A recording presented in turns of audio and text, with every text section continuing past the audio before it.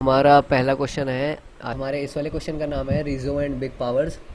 ये हैकर अर्थ का प्रॉब्लम है नंबर थ्योरी के कैटेगरी में। तो इसमें क्या है करना है, इसमें हमें सीधा बोला हुआ है कि हमारे पास ए और बी दो नंबर्स हैं और हमें ए रेस टू पावर बी निकालना है। ठीक है, मतलब सिंपली हमें इसका एक्सपोनेंट निकालना है बस। दो नंबर दिए हुए हैं और इसका हमें पावर निकालनी है। लेकिन इसमें पता है सबसे बड़ी दिक्कत क्या है। नॉर्मली अगर इसने बोला होता कि भाई पावर निकालनी है तो ये बहुत ही इजी प्रॉब्लम थी। लेकिन इसमें पता है इसका सबसे मतलब थोड़ा मुश्किल या टफ पार्ट क्या है। इसमें ये जो कंस्ट्रेंट्स है ना, जो बी की वैल्यू है यानी कि पावर, उसकी जो इन्होंने लिमिट दे रखी है वो 10 दे रखी है। तो हाँ। अब ये जो लिमिट है ये अब क्योंकि अगर ये इंट से तो वैसे भी नहीं जाएगी तो हमें लॉन्ग लॉन्ग लेना पड़ेगा। लेकिन लॉन्ग लॉन्ग से भी ये काफ़ी मतलब बड़ी वैल्यू निकल रही है, जो कि लॉन्ग लॉन्ग से भी हमारे को एरर दे देगी। ठीक है, तो हमें कुछ और ऐसा करना पड़ेगा जिससे कि हम ये जो इनपुट है ना ये ले पाएँ और अपनी पावर निकाल पाएँ। जैसे वैसे इनपुट से देख लो, इनपुट में तो कुछ नहीं है, बस फोर जो है मतलब पहले में बेस दे रखा है और दोबारा हमें पावर दे रखी है। तो हमें base raise to power power करनी है यानी कि 4 रेस टू पावर 3 जो कि 64 होगा। अब एक बारी इसमें आ जाओ जैम बोर्ड पे। जैम बोर्ड पे क्या आना है, इसमें मतलब सिंपली पावर ही निकालनी है। बस इसमें हमें ये देखना है कि जो हमारा बी पावर है ना, हमें वो इनपुट कैसे लेनी है। तो हम ऐसे कर सकते हैं कि हाँ, एक बारी कोड पे आ जाओ, मैं कोड से ही समझा देता हूँ। ठीक है। आ गया मेरे तो कोड पे जैसे कि तुम मतलब एक बारी 29 लाइन में आ जाओ जहाँ से इंट मेन स्टार्ट को। हाँ, ठीक है। है ना। अब 29 लाइन में मैंने ए को तो सबसे पहले लॉन्ग लॉन्ग लेके इनपुट ले लिया, है ना। वो ए में तो कुछ नहीं है, लेकिन जो बी है ना, अब मैं बी को क्या करूँगा, मैं स्ट्रिंग की तरह इनपुट लूँगा। स्ट्रिंग की तरह क्यों? क्योंकि जो स्ट्रिंग है ना मेरा, मैं स्ट्रिंग को कितना भी अगर मैं इसे कैरेक्टर की तरह इनपुट लूँगा ना, क्योंकि कैरेक्टर का जो साइज़ होता है वो मेरा साइज़ क्या होता है, केवल 1। और लेकिन अगर मेरा इंट या लॉन्ग लॉन्ग इंट जो होता है उसका साइज़ क्या होता है मेरा 4। मतलब कैरेक्टर का साइज़ जो है वो कम होता है ना। अगर मैं ज़्यादा कैरेक्टर की वैल्यू भी ले लूँ तो वो भी मेरा कम साइज़ होगा ना एज़ कम्पेयर टू मेरा इंटीजर। ठीक है वासु, ये चीज़ समझ आई? हम्म, हाँ, तो हम क्या करेंगे, हम ना अपने जो पावर है उसको स्ट्रिंग की फॉर्म में लेंगे। हम कैरेक्टर जो है उसको वो बनाएंगे कैरेक्टर। ठीक है, तो अब मैंने क्या किया, मैंने उसे स्ट्रिंग की फॉर्म में इनपुट ले लिया जिससे कि मेरी सारी इनपुट आ गई हैं। और अब मैं क्या करूँगा, मैं वो जो मेरा कैरेक्टर मैंने इनपुट लिया था ना, अब मेरे इनपुट तो मैं ले चुका हूँ। अब मैं क्या करूँगा, उस इनपुट को इंटीजर बनाऊंगा।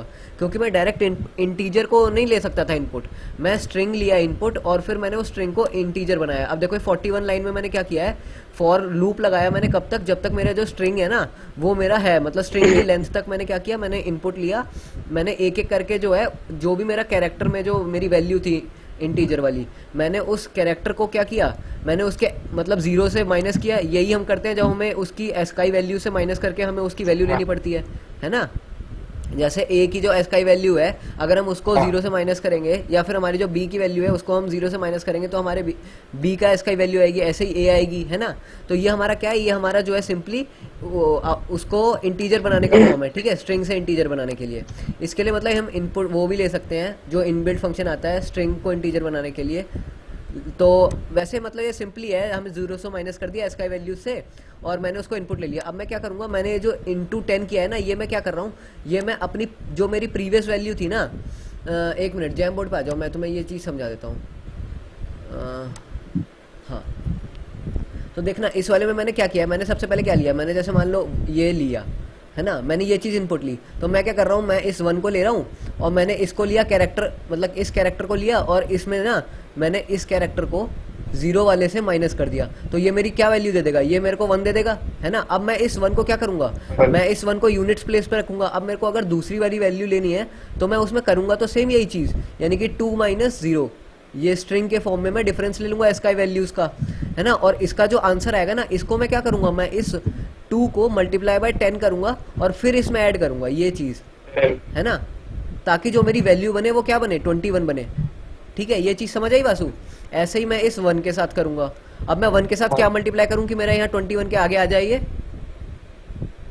100। हाँ, तो मैं ऐसे ही मतलब 100 मल्टीप्लाई करूँगा और फिर इसमें ऐड कर दूंगा। ठीक है, तो ये मेरा 121 बन गया। अब देखना यहाँ पे क्या हो रहा है, यहाँ सबसे पहले मैंने 10 से मल्टीप्लाई किया, फिर 100 से किया। तो मेरे को क्या करना है, मेरे को इसमें जो 10 की पावर है, जो मतलब 10 के जो जीरोज है ना वो भी बढ़ाने हैं, और साथ में क्या करना है, मेरे को इनका डिफरेंस लेना है इसका वैल्यूज़ का, हर एक उसका। तो यहाँ पे अब देखो कोड में मैं क्या कर रहा हूँ, मैं यही चीज़ कर रहा हूँ। एक बारी कोड पे आ जाओ वासु, हाँ, आ गया। है ना। तो अब देखना कोड में मैं क्या कर रहा हूँ, मैंने रिजल्ट को क्या किया है, मैंने रिजल्ट को उसी प्रीवियस वाली वैल्यू से मल्टीप्लाई किया, है ना, क्योंकि मेरे को क्या चाहिए, मेरे को प्रीवियस वाली वैल्यू इनटू में 10 चाहिए, है ना, ताकि मैं उस वाले अपने इंटीजर को आगे रख सकूं अपने, ठीक है। तो मैंने ये बी आई माइनस जीरो से उसकी एस्काई वैल्यू निकाल ली, और जो भी मेरा इंटीजर आया ना, मैंने उसे पिछली वाली वैल्यू से 10 मल्टीप्लाई करके क्या किया, ऐड कर दिया, ठीक है। ठीक है। और बाद में मैंने मॉड ले लिया, ताकि वो जो नंबर है वो वैसे भी 10 जा रहा था, इसकी वजह से, ताकि वो नंबर बड़ा ना हो, क्योंकि कैरेक्टर में तो वो स्टोर हो जाता है, लेकिन जब मैं इंटीजर में ले रहा हूँ तो वो फिर भी बड़ा बन सकता है, इसलिए मैंने तब भी उससे मॉडुलस ले लिया। और बाद में मैंने क्या किया, अब मैंने सिंपल उसका क्या किया, मैंने पावर निकाल लिया, जैसे मेरे को निकालना था ए रेज टू पावर बी। अब वही ए रेज टू पावर बी के लिए वही मैंने बिट एक्सपोनेंशियल का यूज़ किया, जिसमें कि क्या करते हैं, हम सबसे पहले बेस को मॉड ले लेते हैं ताकि वो छोटा रहे, और फिर वही रिजल्ट को मतलब मैंने 1 ले लिया क्योंकि मेरे को मल्टीप्लाई करना है।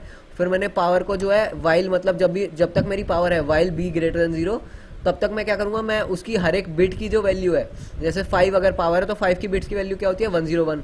तो ऐसे ही मैंने ये इफ़ के अंदर जो बिट एंड 1 है, ये मैं क्या कर रहा हूँ, मैं लास्ट बिट की पोजीशन ले रहा हूँ, और जो भी है अगर मेरी वो लास्ट बिट की पोजीशन 1 है, तो मैं क्या कर रहा हूँ, इस 17 लाइन में ना अपने जो पिछले वाला मेरा वैल्यू, मतलब वो है मेरा जो बेस मल्टीप्लाई करके जो मेरा वैल्यू बन रहा है रिजल्ट का, उसमें मल्टीप्लाई कर दिया। लेकिन अगर मेरे बिट की वैल्यू 0 है, तो मैं सिंपली क्या करूँगा, पिछली वाली जो मेरी वैल्यू है ना आंसर की, उसे स्क्वायर कर दूंगा, बस मैं उसे मल्टीप्लाई नहीं करूँगा अपने आंसर से, ठीक है। तो मैं यही कर रहा हूँ, बेस को मैंने स्क्वायर कर दिया अगर मेरी बिट की वैल्यू 0 है, और अगर मेरी बिट की वैल्यू 1 है तो मैंने रिजल्ट से मल्टीप्लाई कर दिया बस बेस को, ठीक है। ये चीज़ याद है वासु ना, ये वही है अभी जो हम पहले भी मैं बता रहा था। हाँ तो बस यही किया है इसमें, मतलब मेन काम इसका हमेशा यही है कि हमें स्ट्रिंग इनपुट लेना है, ताकि हम जो अपनी वो लेंथ है ना, हम उसे अपना मतलब हमारा जो साइज़ है वो हम छोटा रख सकें अपने इनपुट का। बस इतना सही था इसमें।